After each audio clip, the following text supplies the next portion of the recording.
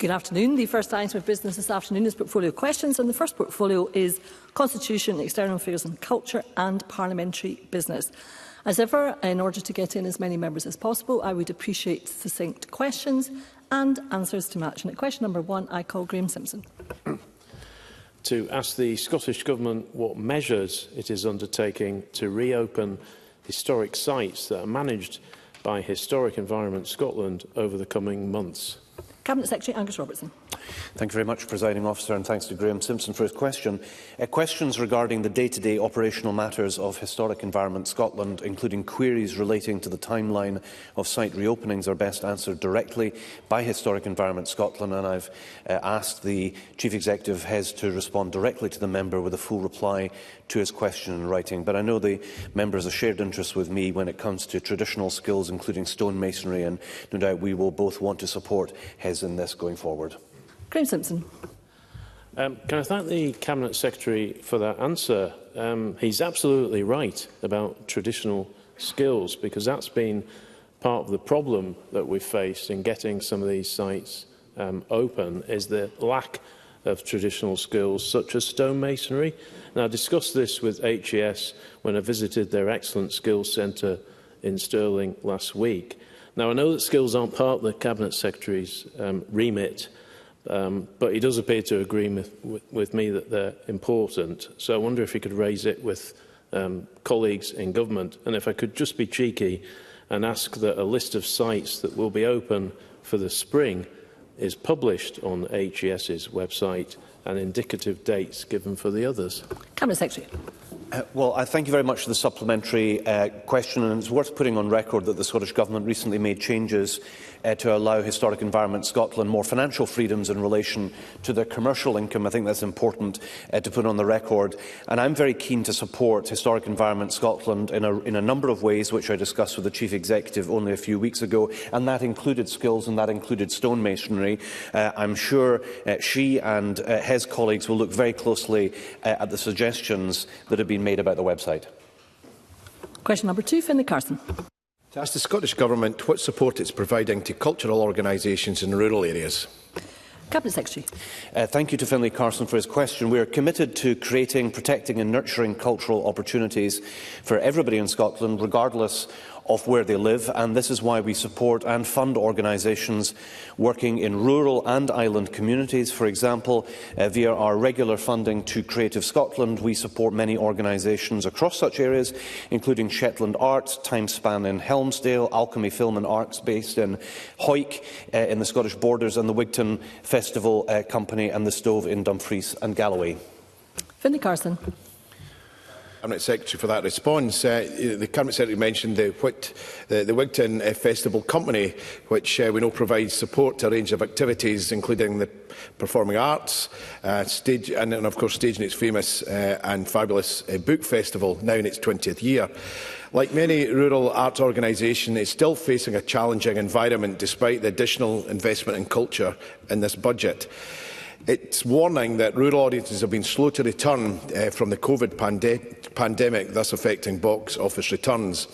It could put up its prices, but insists it wants to make events accessible to as wide a range of audiences as possible.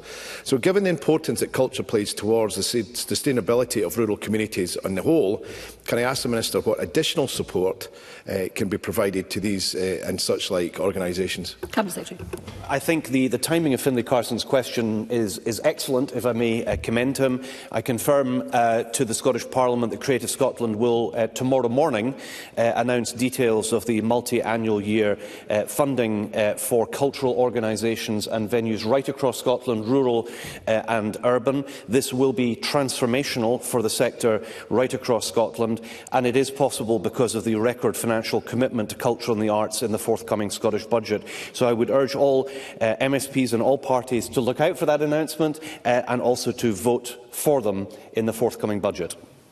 Supplementary, Emma Harper. Thank you, Presiding Officer.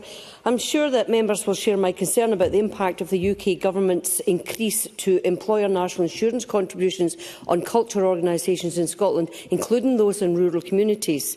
This will no doubt put huge pressures on their resources. Can the Cabinet Secretary provide any update regarding the assessment that the Scottish Government has made on the impact of this national insurance hike on the sector? Cabinet Secretary.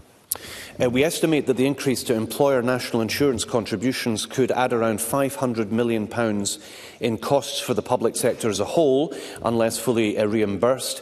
The Scottish Council for Voluntary Organisations estimate that the national insurance hike will cost the third sector £75 million, and this would include many of our most valued cultural organisations, such as local theatres, museums and galleries. So the UK Treasury must fully fund the actual costs for Scotland's culture sector. However, they've indicated that they will instead receive a much lower value Barnett share of spending in England. The First Minister and the President of the Convention of Scottish Local Authorities wrote to the Chancellor on the 3rd of January, supported by 48 public and voluntary sector organisations, to raise concerns about the impact of the increase to employer national insurance contributions and to seek clarity on funding. Supplementary, Neil Bibby. Cultural organisations in rural areas, like those in urban areas, are awaiting Creative Scotland's multi-year funding decisions. Given what the Cabinet Secretary has said about increased funding for the culture sector, is he confident that all the cultural organisations currently in receipt of Scottish Government funding won't lose that Scottish Government funding by the time he gives his statement to Parliament tomorrow, and also those organisations won't be left on effectively standstill funding? Cabinet Secretary. Neil Bibby very much for his invitation for me to pre-announce both Creative Scotland's announcement, which takes place at 10:30 tomorrow morning, or indeed my statement that will take place tomorrow. He will understand that it's not appropriate for me to give any indications about those statements. I look forward to answering his questions tomorrow in more detail, perhaps, and I hope he will be as enthused as I am about what I believe will be a foundational change to the funding of cultural and arts organisation across Scotland. Question number 3, Sue Webber. Thank you. To ask the Scottish Government what support it's providing to cultural venues and theatres across the Lothian region. Cabinet Secretary. Presiding Officer, the Scottish Government wants to ensure that everyone in Scotland has access to culture, and through its regularly funded organisations network with Scottish Government funding, Creative Scotland provides nearly £14 million per year to organisations across the Lothians, including £4.1 million specifically for cultural venues and theatres, and the Scottish Government has also provided £10.3 million towards the redevelopment of the King's Theatre in Edinburgh, and will provide the national collections with just over £78 million in the 2025-26 draft budget. I urge Sue Webber to look out for the Creative Scotland announcement tomorrow on multi-annual year funding for cultural organisations and venues, and I hope that she too will vote for them. Sue Webber. Thank you for that response, Cabinet Secretary. The Brunton Theatre Trust recently announced its new programme of events, but the closure and proposed demolition of the actual Brunton Theatre itself, due to the presence of RAC, means patrons in and outside of Musselburgh will not have the same experience. Considering the Scottish Government awarded significant money to help redevelop the King's Theatre, as he's outlined in his previous response, how will the Cabinet Secretary work to ensure that smaller theatres like the Brunton in Musselburgh can be redeveloped similarly? Cabinet Secretary. Well, may I commend her for raising the theatre, as have other colleagues, including my colleague, who's the constituency MSP. I agree that we should be supporting cultural venues right across Scotland, and where there are particular issues and there is distress associated with their finances, or, as she's pointed out in this case, RAC, I and my officials are very keen to speak with local organisations, venues and cultural outfits. We have worked very hard in recent years to make sure that the cultural infrastructure of Scotland is protected, and if she would pass on my invitation to the theatre, I would be content to meet with them and discuss any plans or queries for support that they may have. Supplementary, Sarah Boyack. Thank you, Presiding Officer. Can I particularly raise, following on from Sue Webber's question, the issue about the fact that the Brunton Theatre is on the risk register? So it really is a priority, and my colleague Faisal Chowdhury and I met with Michael Stitt, the chair of the board of the theatre, There's also a fantastic petition I wanted to make the Cabinet Secretary aware of. So it really needs funding. So can I put a plea to the Cabinet Secretary to make sure that the Brunton is on his list? Because East Lothian Council and the Theatre Trust need our support now. Thank you. Cabinet Secretary. Well, may I thanks Sarah Boyack, and I think one of the reflections that I have when we have portfolio questions is the passion that colleagues right across the Chamber have for supporting important cultural venues, and I share that with Sarah Boyack and other colleagues. I've already, having been questioned by other colleagues about the particularities, the situation impacting the Brunton Theatre, I have expressed my willingness to look closely at any plans that there may be, to look sympathetically at any way we can ensure that cultural provision in East Lothian and every other part of the country is appropriately supported. As a first step, I would encourage her to look closely at the announcements by Creative Scotland tomorrow about the generality of multi-annual year funding support for cultural venues and organisations. But no doubt, as we are turning a tanker in relation to the provision and support of the culture sector in Scotland and heading in the right direction, we need to make sure that there is support for organisations and venues right across the country, whether they are supported through multi-annual year funding or not. And brief supplementary from Willie Coffey. And I would remind Mr Coffey that, of course, the principal question relates to support for venues and theatres across the Lothian region. Mr Coffey. Thank you, Presiding Officer. It's certainly very welcome that the Scottish Budget will deliver much-needed rates relief for grassroots music venues all across Scotland. Could the Cabinet Secretary say any more about how this particular targeted relief will support the sector? Thank you. And again, across Lothian region, I think is the principal question we should all be mindful of. Indeed, Presiding Officer. So music venues in Lothians, as indeed in Kilmarnock, have been hit hard in recent years by both the coronavirus pandemic and the cost crisis, and it's estimated that the music venues in Scotland are only making on average about 0.5% of profit on turnover. So the targeted relief that's been announced by the Scottish Government will reduce overheads for eligible venues and support the wider cultural ecosystem and nighttime economy within the limited finances available. That is what's going to happen in Edinburgh, that's what's going to happen in Kilmarnock, and that's what's going to happen right across the country. Question number 4, Brian Whittle. Thank you, Presiding Officer. To ask the Scottish Government how it's working to support galleries. Cabinet Secretary. Presiding Officer, I commend Brian Whittle for his question, which is very timely. The Scottish Government is working hard to support galleries, both at a national and at a local level, which is why we are continuing to provide support to the sector through £2.7 million of funding in 24-25, increasing to over £4.2 million in 25-26 to Museums Galleries Scotland, Scotland's national museums and galleries development body, and the Scottish Government is also set to provide £27.4 million in 25-26 to the National Galleries of Scotland, a 9% increase on their 24-25 budget allocation. Brian Whittle. I thank the Cabinet Secretary for that answer. But a few weeks ago, the National Galleries of Scotland reported that it needed substantially more funding, and now Aberdeen Performing Arts and indeed Contemporary Arts have both posted losses. What measures is the Cabinet Secretary doing to ensure more galleries and cultural institutions do not face more hardship? Cabinet Secretary. Well, the Scottish Government is doing a lot, as I've already outlined, to deliver support for galleries and the wider culture sector. So hopefully Brian Whittle will vote for that in the budget. I acknowledge that there are still challenges, and there are also opportunities not yet able to be fully managed or indeed made the most of. So the Scottish Government is now about to be halfway to fulfilling our commitment of raising the annual culture spend by an additional £100 million, which I hope Brian Whittle welcomes. It will make a significant difference. But I give the commitment that galleries are an important part of the financial and wider considerations as we review cultural provision for the years ahead. Supplementary, Rona Mackay. Thank you, Presiding Officer. It is welcome that the Scottish Budget will see National Galleries of Scotland receive a 9% increase to their overall budget, including a capital allocation above what they requested in the last capital spending review. Does the Cabinet Secretary agree that the UK Government needs to give urgent clarity to the future capital budgets of the devolved administrations so the culture sector and wider public sector can have more certainty for the future?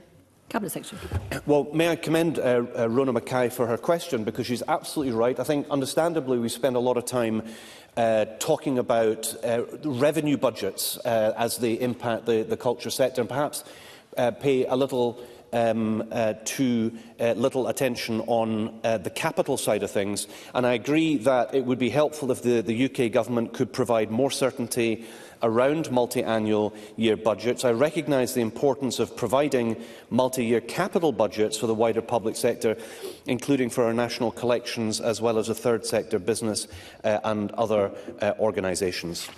And supplementary, Faisal Chowdhury. Thank you, Deputy Presiding Officer. In evidence to the Cultural Committee, the Director General of National Galleries of Scotland stated they are not able to afford the upkeep of their estate, putting the public and collections at risk. How will the Cabinet Secretary ensure that they are supported to upkeep our cultural infrastructure, because it's a massive issue for us in Edinburgh? Cabinet Secretary. Well, I very much understand Faisal Chowdhury's question. He's a Lothians MSP and I represent Edinburgh Central. So we know how important the cultural infrastructure is in the nation's capital. I think it is right that we begin to turn our attention more into the capital financing of the cultural sector, and I hope he agrees with me that that would be a very good reason why the United Kingdom Government would give greater clarity around multi-annual year capital funding, because if we had greater clarity about that and we had the appropriate quantum, we would be able to do much more than is currently the case. We've delivered significantly when it comes to revenue funding for the galleries, but we have also made capital provision. I would love to be able to make more. We will continue to work with the galleries to make sure that we can do as much of that as possible in the years ahead. Question number 5, Alex Cole-Hamilton. Thank you, Presiding Officer. I'm conscious the Cabinet Secretary has just covered a lot of this ground already, but to ask the Scottish Government what discussions it has had with the National Galleries in light of reports that some of its flagship attractions may have to close. Cabinet Secretary. Well, I commend Alex Cole-Hamilton for his question, notwithstanding the fact that other colleagues have too. As one of Scotland's non-departmental public bodies, the Scottish Government is in regular dialogue with the National Galleries of Scotland. My officials are currently working with the National Galleries of Scotland to understand the challenges that they are facing.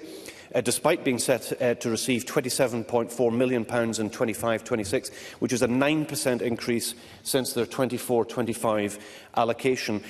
Can I put on record, I very much welcome the decision by the Scottish Liberal Democrats and indeed the Scottish Green Party to support the budget with its record increase in spending outside COVID. It's a solid foundation to further support for national cultural institutions and local cultural institutions as well, which include our galleries. Alex Cole-Hamilton. I'm very grateful for that reply. One of the reasons that it's attracted so much attention in the Chamber this afternoon, Presiding Officer, is that the National Galleries play host to some 130,000 individual works of art, priceless, irreplaceable and in large part custodian to our national heritage. In the past, it has been forced to shut from time to time, depending on the weather, due to spiralling energy costs. And now it says its doors could be forced to close permanently without investment in that maintenance work to make it more energy efficient and in energy efficiency itself. So on energy efficiency, can I ask the Cabinet Secretary what he's doing to work with other departments to ensure that the institutions like the National Galleries have what they need to weather the storms to come? Cabinet Secretary. Well, it's a very interesting question from Alex Cole-Hamilton around energy efficiency, because it's not just about what we can learn here. While I was in Germany last summer supporting Scotland in other circumstances in the sporting field, I met with the galleries in Stuttgart, who are world-leading in terms of energy efficiency. So I agree with him that anything that we can learn from here or anywhere else about how we can reduce the costs, reduce the overheads, to allow our national galleries and other cultural institutions to maintain a healthier financial balance sheet is something that we should be looking at, and I'd be happy, and my officials would be happy to discuss that with the National Galleries of Scotland. Supplementary, Alexander Stewart. Thank you, Presiding Officer. Funding supports Creative Scotland to enable it to progress multi-year deals with performing arts organisations. However, there is still no equivalent for the museums and gallery sector. Museums and galleries therefore continue to operate on a year-to-year basis. That adds to the uncertainty across the sector and within the local economies that they operate. So can I ask the Cabinet Secretary what the Scottish Government's intentions are to rectify that situation? Cabinet Secretary.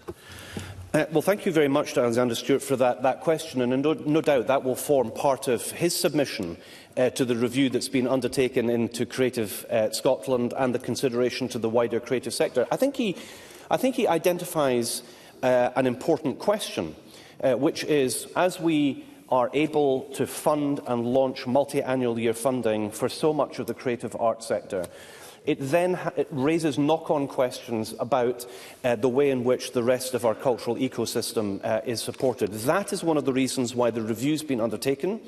That is one of the reasons why we have all been asked to contribute to that, and Dame Sue Bruce has asked for submissions to be made. I would encourage him to do so. If he's looking at this question closely, then he's definitely asking the right question. I'd be very interested to read his answer, and I would commend all MSPs of all parties who have views on the culture and arts sector, please to take part in the review so we can chart that next stage of supporting and promoting Scotland's culture and arts. Question number 6, Liam MacArthur. Officer, to ask the Scottish Government what discussions the Culture Secretary has had with ministerial colleagues regarding how it delivers support for community ownership of heritage assets. Cabinet Secretary. Thank you very much to Liam MacArthur for his question. The Scottish Government delivers support for the historic environment through our sponsorship of Historic Environment Scotland, which is the lead public body responsible for the historic environment. HES works alongside key intermediary organisations like Development Trust Associations of Scotland, regional economic development agencies and local authorities to support community ownership or development of heritage assets. They also work directly with community groups to advise on opportunities and risks in asset transfer, skills and material provision in conservation projects, business development and heritage planning. It also publishes online resources for communities to provide help and to advise on its website. Liam MacArthur. I thank the Cabinet Secretary for that response. The South Ronaldsay and Bury Development Trust is taking forward plans to purchase the world-famous Tomb of the Eagles site in South Ronaldsay in my Orkney constituency, working very closely and constructively with the owners, with Orkney Islands Council and a range of national funding bodies, including HES, and with the strong support both within the community and across Orkney, they aim to see the site reopened to the public in the near future.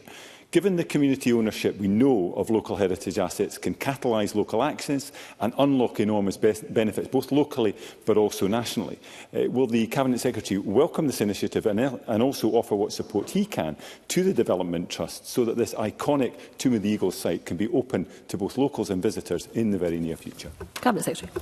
Well, I very much welcome the work that has been undertaken, and I'd be delighted to hear from the Development Trust about whether there's anything that the Scottish Government can do, or indeed our agencies can do, to help speed up and deliver the project that he's outlined. I would very much welcome as much insight I can have into the project, and if I can ask through his good offices if Mr MacArthur can pass on my best wishes to everybody involved in it, and it would be useful, I think, for MSPs right across the chamber to learn from good examples in other parts of the country. Question number 7, Mark Roscoe.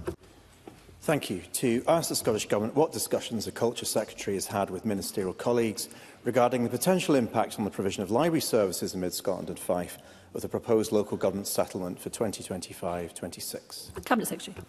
My colleagues and I are aware and concerned by proposed library closures in Mid-Scotland and Fife.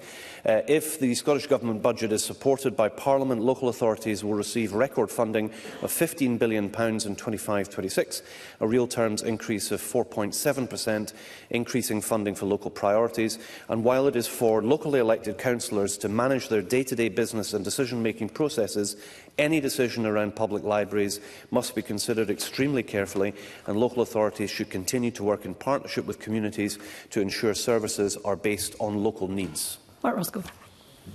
I thank the Cabinet Secretary for that response. I certainly welcome the real-term increase in council funding that's coming through the budget. Hopefully that will give the flexibility that Perth and Kinross Council need to take the closures off the table when they meet next Wednesday.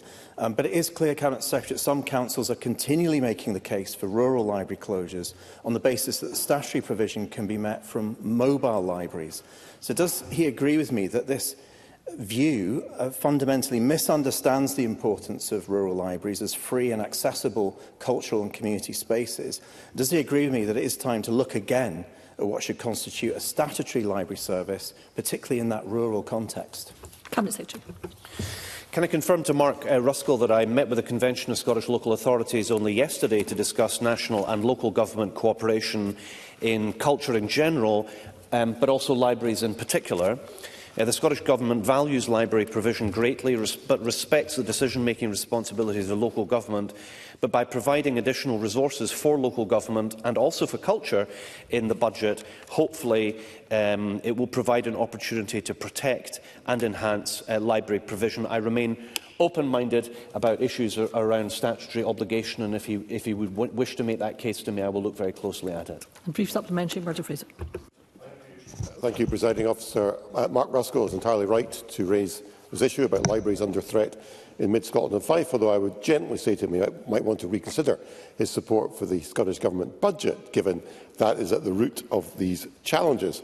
But is the Cabinet Secretary satisfied that the budget settlement he's referred to will mean that no libraries will have to close in mid-Scotland and Fife? And will he have a quiet word with his SNP colleagues who run Perth and Kinross Council to ensure that does not happen? Cabinet Secretary. Well, I would strongly encourage local authorities right across Scotland to look sympathetic, given the new funding landscape at library provision. I think the last time we discussed this, it was in relation to the review that was conducted by Perth and Kinross Council on the importance of libraries. I asked at that stage if Murdo Fraser wanted to forward the submission that I assume he must have provided to that review. I'm still waiting for that. So if he is able to forward that on to me, I would be very keen to read what submission he actually provided. And I can squeeze in question number 8 if I have succinct questions and answers to match. Jamie Halker-Johnson, who's joining us remotely. To ask the Scottish Government what percentage of the Constitution, External Affairs and Culture budget for 2024-25 was spent outside of the United Kingdom. Cabinet Secretary. In 2024-25, the total allocated budget for the Constitution, External Affairs and Culture portfolio is £332.6 million. We expect to spend £16.8 million of this on programmes and activity outside the United Kingdom. This represents 5% of the total Constitutional, External Affairs and Culture portfolio budget. The actual spend for 24-25 will only be available after the end of the financial year and will be published in the final accounts after March 2025. Jamie Halker-Johnson. In 2023, the Scottish Government gave a total of £750,000 to the UN agency UNRWA to support their operations in Gaza. Concerns were then raised that the links between some UNRWA staff and the October 7th attacks, with a number of countries pausing aid to the agency. At the time, the then First Minister Humza Yousaf confirmed that despite allegations, the Scottish Government was not pausing or withdrawing aid to UNRWA. So can the Cabinet Secretary advise me what scrutiny or assessment the Scottish Government has undertaken of how those funds were spent, and if he's confident that all funding was used exclusively for relief work? And given the current ceasefire between Israel and Hamas, can he advise me whether there have been any discussions within the Scottish Government over providing further funding for use in Gaza? Cabinet Secretary. Well, can I take the opportunity, because I think it's the first opportunity I've been able to welcome the ceasefire and to recognise the loss of life both in Israel from the horrific terrorist act, which also claimed the life of a Scot, and also recognise the tens of thousands, most of whom are civilians, who have died in Gaza. We keep the relationship with UNRWA under review, as has the UK Government. Any notion of providing funds was paused at the same time as the UK Government, and he's absolutely right that perhaps there will be circumstances where funding needs to be considered in the future. I'm happy to write to him to provide information about safeguards in supporting UNRWA and other UN agencies, but we remain a supporter of the United Nations involvement in Gaza and the West Bank through UNRWA. Thank you, Cabinet Secretary. That concludes portfolio questions on Constitution, External Affairs and Culture and Parliamentary Business. And we will now move on to the next item of business. And the next item of business is Justice and Home Affairs portfolio. And at question number 1, I call Jackie Bailey. To ask the Scottish Government whether it will provide an update on the public inquiry into the investigation of Emma Caldwell's murder. Cabinet Secretary Angela Constance. Presiding Officer, the First Minister and I met with the Caldwell family on the 21st of January 2025 to listen to their views on the next steps, including the appointment of a chair and ways to progress the criminal investigation of the initial police inquiry. The Scottish Government will ensure the inquiry is set up and properly resourced to carry out its work. Once a chair has been appointed, we will work alongside the chair and Emma's family in setting and agreeing the terms of reference for the inquiry. Decisions on further criminal investigations are a matter for the Lord Advocate, acting independently of ministers, and we continue to liaise with the Crown Office to understand the implications of the investigation for setting up the inquiry. Jackie Bailey. Can I thank the Cabinet Secretary for her response? I don't think anyone can help but be disturbed at the failings of the justice system in this case. And the family of Emma Caldwell have been asking for a public inquiry to be chaired by a judge from out with Scotland to give them confidence that the process will be truly independent. Can I ask the Cabinet Secretary whether she has agreed to this? And secondly, can she provide any indication of when the inquiry is likely to start? Cabinet Secretary. Presiding Officer, let me start by reassuring Ms Bailey and Chamber that my position on these matters has not changed. As I informed the Chamber when I announced that there will be a public inquiry, what I restated when I met the Caldwell family last week is that what is most important is that the person who leads the inquiry has the confidence of the family, understands their trauma and has the necessary expertise to lead an inquiry of this nature. And we had a very constructive conversation with the family, and it was very important also for the family to meet the current First Minister. Question number 2, Craig Hoy. Thank you, Deputy Presiding Officer. To ask the Scottish Government what discussions it has had with the Crown Office and Procurator Fiscal Service regarding the setting of mandatory timescales for decisions relating to charging and prosecution of criminal procedures.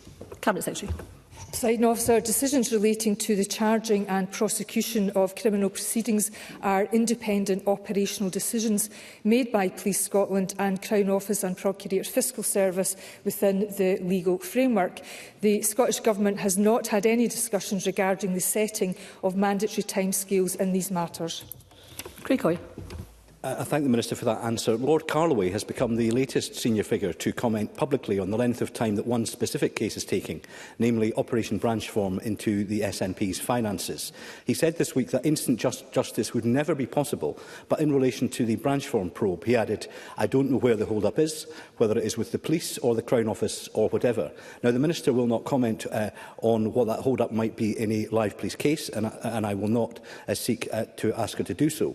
But does she share the concern of a growing number of people that where high-profile cases take years to investigate, there is the increased risk of an internal or external factor undermining the investigation or jeopardising a successful prosecution, including the impact of the right to a fair trial in reasonable time under Article 6 of the European Convention on Human Rights? So therefore, wouldn't setting mandatory targets for the time it takes to bring charges or mount prosecutions address fears that justice delayed can become justice denied? Cabinet Secretary. Presiding Officer, I've listened very carefully to Mr Hoy's supplementary question, and despite some of his preface and words, I do fear that this is just another attempt to lure myself into commenting on live matters when he knows fine well that no minister can't comment on live matters.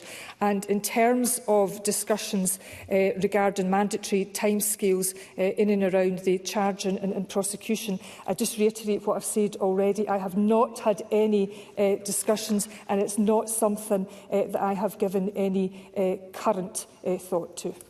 Question number 3, Richard Leonard. Presiding Officer, to ask the Scottish Government what it is doing to prevent death by suicide in prison. Cabinet Secretary. Presiding Officer, firstly, I must express my deepest condolences to anyone who has lost a loved one to suicide whilst in prison. Suicide is preventable and should not happen while people are in the care of the state. The Scottish Government has accepted Sheriff Collins' recent fatal accident inquiry findings, which forms a comprehensive set of actions to deliver the systemic change that is needed. We and the Prison Service are committed to delivering changes set out to Parliament last week, prioritising the establishment of national oversight, overhauling the Talk to Me strategy, accelerating ligature prevention and improving information sharing between partners. Richard Leonard. Can I thank the Cabinet Secretary for her answer? The prison suicide rate in Scotland is more than twice as high as England and Wales, and 3.5 times the European median.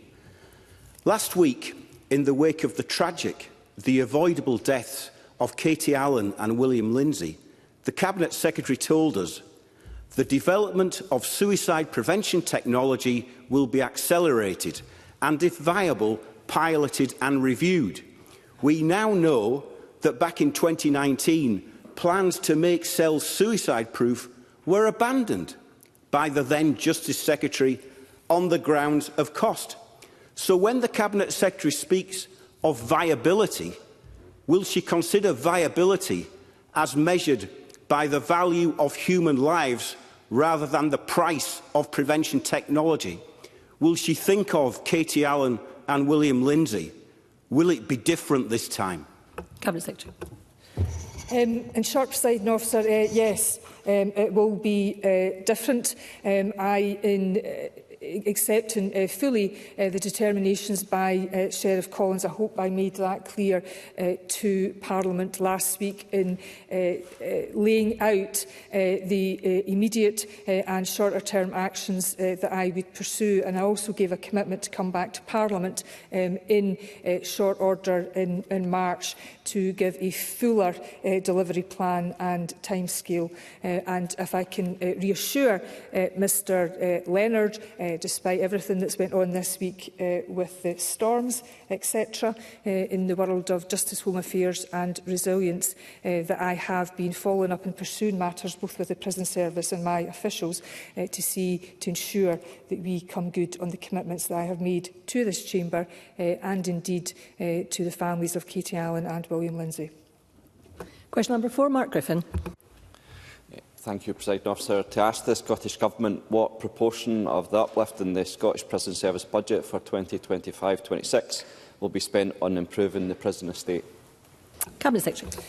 Presiding Officer, the Scottish Government recognises the importance of a modern and fit-for-purpose prison estate which supports the rehabilitation and reintegration of those in custody back into our communities, and that is why, if passed by Parliament, the 2025-26 budget will continue to support the Scottish Prison Service major infrastructure improvements, namely HMPS, Highland and Glasgow. SPS advised that of their anticipated capital budget for 2025-26, that 97.7% of the funding will be utilised on major projects, with the remaining being allocated on a developing programme of works. Mark Griffin. I thank the Cabinet Secretary for that answer. Last summer we saw the emergency release of hundreds of people in custody, with almost half of Scotland's prisons having declared red status because they are struggling to cope with overcrowding and a crumbling prison estate. More will be released early, starting next month, which the Association of Police Superintendents have said would see the public put at risk. Now, given that context, when will the Government take responsibility and start coming up with solutions to overcrowding that don't, according to the Association of Police Superintendents, compromise public safety? Cabinet Secretary. Presiding Officer, I hope I have demonstrated with absolute clarity the responsibility and the seriousness in which I take overcrowding in our prisons. It is not only a critical risk to the safe operation of our prisons, but it has huge implications and risks for all of our justice system and including communities if we do not reform our prison system. And in terms of the emergency release measures, whether it's the the change in the release arrangements, that point of release for short-term prisoners, or indeed the emergency release measures that we took last summer, it's important to remember that those prisoners who were released, the vast majority of those were indeed going to return to our communities at some point in the not too distant future, usually in the weeks and months ahead. And I have absolutely brought a list of proposals and changes to this chamber, whether it's bail and release bill, whether it was the Children's Care and Justice bill. That was the Cabinet Secretary that sponsored that. Obviously it's led by Ms Dawn. The work we are doing in home detention curfew, the work that we are doing to expand community justice, robust community justice. I just wish, Mr Griffin, that people also came up with solutions as well as constantly opposing the solutions. I'll need to move on to those seeking a supplementary. Supplementary, Audrey Nicholl.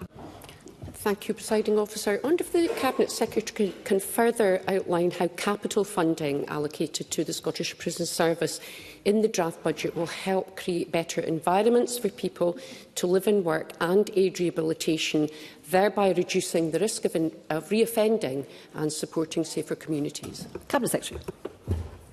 Presiding Officer, the funding allocated to the Scottish Prison Service will be used to progress, as I said in my original answer, to the construction of HMP Highland and HMP Glasgow. Both of these projects will deliver purpose-built modern accommodation, providing a full range of opportunities to all of the people living in those prisons and providing an overall net increase in design capacity of 464 places, which will of course reduce overcrowding substantially. The new prisons, working collaboratively with our partners, are expected to strengthen skills, employability, improve mental health amongst the population in their care, and create a safer working environment and improve professional development and support opportunities for staff. Supplementary, Liam Kerr. The failure to improve the estate means that the Scottish Government has failed to provide the amount of space required for years. Now, with the average daily prison population up 6% last year, Scotland desperately needs to increase capacity to ensure dangerous criminals are kept off the street. Other than releasing dangerous criminals after only 40% of their sentence, does the Scottish Government have a proper long-term strategy to increase the capacity of the prison estate? Cabinet Secretary. In short, Presiding Officer, yes, we do. And I look forward to engaging with Mr Kerr and others around issues such as the innovation, the further innovation that's required in community justice services to prevent people going into prison in the first place when it is safer to do so, and also in terms of the innovation around electronic monitoring vis-à-vis home detention curfew. There is the work on the implementation of the bail and release bill. So we're not short of actions on this side. It is just a shame that members of the opposition, every time we come forward with another piece of the jigsaw to reform, that they resist it, and they resist it strongly. And brief supplementary, Stuart McMillan. Thank you, President Officer. Can the Cabinet Secretary provide an update on the Scottish Government's plans for the replacement of HMP Greenock? Cabinet Secretary. Presiding Officer, the Scottish Government has invested to improve the fabric of the building at Greenock, specifically to tackle those areas of water ingress and the health centre. And we are absolutely committed to having buildings that meet the needs of those in the care of the prison service. But the member will be aware that HMP Highland and HMP Glasgow remain the key priorities for major infrastructure improvements within the prison estate. But I'm also very grateful for the member for constantly being a champion for his local prison. Question number 5, Tim Eagle. Thank you, Presiding Officer. To ask the Scottish Government what support it gives to Police Scotland to increase visibility in remote and rural communities and deliver the community policing model as outlined in the Chief Constable's 2030 Vision for Safer Communities, Less Crime, Supported Victims and a Thriving Workforce. Cabinet Secretary. Presiding Officer, the Scottish Government welcomes the publication of Police Scotland's 2030 Vision and its accompanying 3-year business plan, including the emphasis rightly placed on tackling rural crime and designing victim-centred models of care for local public protection for remote and rural areas. In 2025-26, the Scottish Government will increase the police funding to £1.62 billion. This includes almost £57 million in additional resource funding which will support frontline service delivery and allow Police Scotland to make progress with key areas of transformation outlined in the 3-year plan, including delivering enhanced community policing across the country. Domingo. Constituents of mine in the Highlands and Islands, including Briasclet Community Council in the Western Isles, have raised concerns with me that they don't see police officers anymore, whilst they do see an increase in antisocial behaviour. Visible police patrols can provide communities with a sense of feeling of security, and there is some evidence to say that it can help to reduce crime. I know the police service is under various pressures, but what more could the Cabinet Secretary do to help reassure my constituents and improve visible community policing? Cabinet Secretary. Presiding Officer, while the recruitment and deployment of resources are indeed an operational matter for the Chief Constable, on the 16th of January there were 124 new recruits were also sworn into Police Scotland, bringing the officer numbers to 16,614. And in terms of the 3-year plan, that outlines a new community policing focus and how that aims to increase capacity and capability of our local policing teams with prevention and local problem-solving approaches, with a very clear ambition to increase confidence levels within our communities and with partners. Supplementary, Katie Clark. Given the specialist role that many police officers now undertake, does the Cabinet Secretary agree that the most effective way we can improve the visibility of the police in our communities and the service our constituents receive is to increase police numbers? Cabinet Secretary. Presiding Officer, as I said in my earlier answer, I am very pleased to report to Chamber that there is a stability in police numbers. Police officer numbers, they currently are at around 16,600, and it is by design of this Parliament that operational matters are indeed for the Chief Constable as opposed to me directly, but her comments about visibility in the community I know are reflected in Police Scotland's plans. And supplementary, Billy Ray. Too often the police have to step in where other public services aren't able to support. They're either failing or they've not got the capacity, particularly in the case of mental health services, where police officers can be tied up for hours supporting an individual who's going through a crisis. So what particular support is the Justice Secretary making available through Police Scotland to make sure the services are there for people when they need it and the police can be free to do their job? Cabinet Secretary.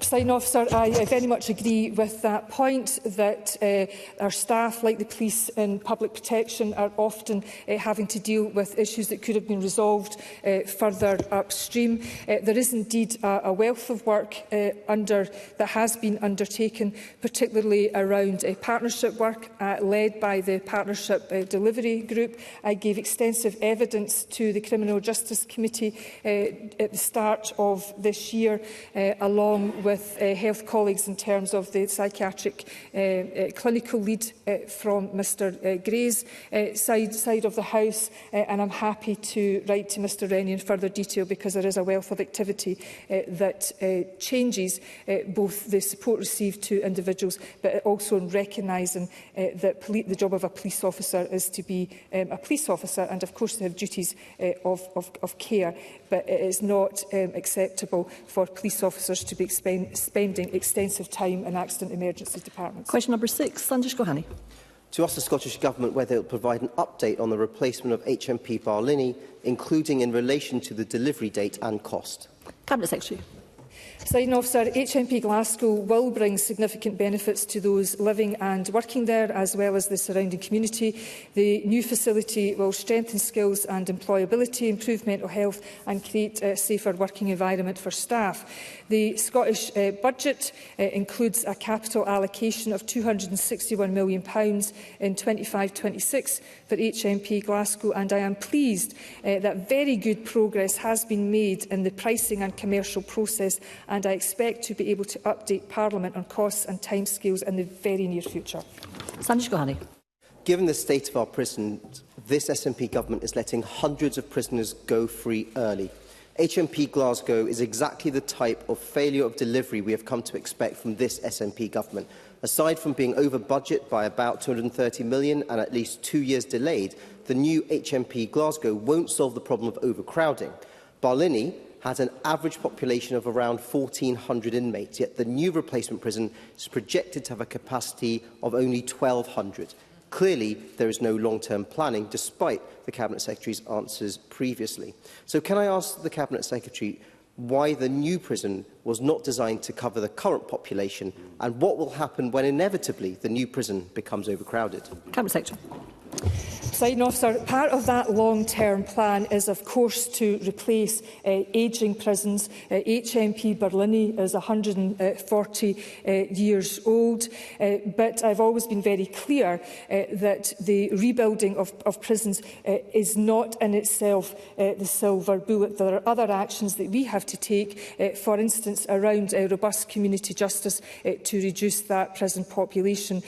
However, with the replacement of Inverness with HMP Highland and with HMP Glasgow for Barlinnie, that will, of course, increase capacity. But Mr Golhani does have a bit of a cheek, bearing in mind it was his previous Tory government that starved this country of capital investment for years, and we're currently facing still facing the economic consequences of Brexit, particularly in the construction industry 5 years on. And supplementary, Polly McNeill. Could the Cabinet Secretary firstly clarify what the capacity of the new HMP Glasgow is, because the Criminal Justice Committee were told that it was 1,344. But HMPI's recent annual report stated that while the rising population remains a concern across the SPS estate, its particular impacts on HMP Barlinnie, which, as you know, has a capacity of 1,400. So can I also ask the Cabinet Secretary whether it is planned that the new HMP Glasgow will have such capacity built into its design, and what will that look like? Cabinet Secretary. Presiding Officer, I can confirm that the design capacity of the new HMP Glasgow will be 1,344. It will have a range of facilities within it, in terms of a purpose-built advanced care unit or additional care unit, segregation units, and obviously where surge capacity is at any point in the state, it can, of course, vary, and I will get back to you on the detail of that. Question number 7, Maggie Chapman. Thank you. To ask the Scottish Government whether it will provide an update on how its draft budget 2025-26 will help enable individuals and communities to access justice. Minister Siobhan Brown. Thank you, Presiding Officer. The 25-26 draft Scottish budget outlines that we will invest almost £4.2 billion across the justice system, a 9.5% increase against this year's budget. We are committed to ensuring fairer access to justice, whereby individuals can be supported in both criminal, civil and administrative law settings. The additional funding can only be provided if opposition parties support the Scottish budget.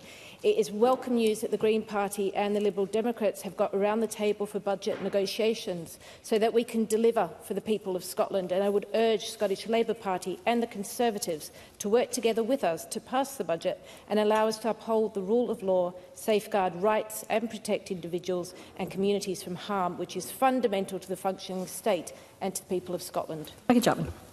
Human Rights Consortium Scotland says Scotland faces a critical shortage of civil legal aid solicitors, which leaves countless individuals, particularly those in poverty, unable to get the legal representation they need to address injustices and uphold their rights. Parents in urban and rural areas in the North East are struggling to access advice following family breakdown, often as a result of domestic violence. A lack of legal aid provision leaves them and their children without support. Poverty, poor health and the loss of sustained and positive contact between children and parents are the results. Can the Minister outline any planned actions to increase the availability of legal aid provision in the North East for parents who are separating, many of whom face issues around the safety and well-being of their children as well as themselves? Minister. Thank you, Presiding Officer. The Scottish Government recognises that reform is needed in the legal aid system in order for legal aid to be responsive, user-central and work effectively towards the delivery of agreed actions in the way that is expected of public services. And in short term, we have identified priority changes that we believe will impact positively on users and on providers. Officials are currently developing a legal aid action plan for reform, and we will engage shortly with this. I am aware Scottish Legal Aid Board are currently undergoing a geographical analysis on legal aid throughout Scotland, but I am happy to meet and discuss with the member if she has any constituents' experiences or any input that she'd like to put into the reform. And brief supplementary, Douglas Ross. Thank you, Presiding Officer. Around the Chamber, my wife is a sergeant with Police Scotland. One area that communities can access justice is through the incredible work of our highly trained and skilled police dogs, of which there are 150 in Scotland. The Minister will be aware of the shocking story at the weekend of police dog Zara, who was put down rather than the force paying the £12,000 veterinary bills. So can the Minister explain why police dogs are not routinely insured in Scotland? And does she agree with Dave Wardle, the dog handler of Police Dog Finn and the author and campaigner, who said, "These dogs are amazing. They have given up their lives for service. The difference they make to policing is incredible. This needs to be looked into. Poor police dog Zara could and should still be alive." Has the Minister raised this shocking situation with Police Scotland? Minister. Thank you. Yes, totally appreciate all the work and the welfare of police dogs. I will need to write to the member on specific details of insurance on the police dogs. Thank you, Minister. That concludes portfolio questions on Justice and Home Affairs. Apologies to those members I was not able to take, but we need to protect the rest of the afternoon's business. There will be a very short pause before we move on to the next item of business. Thank you.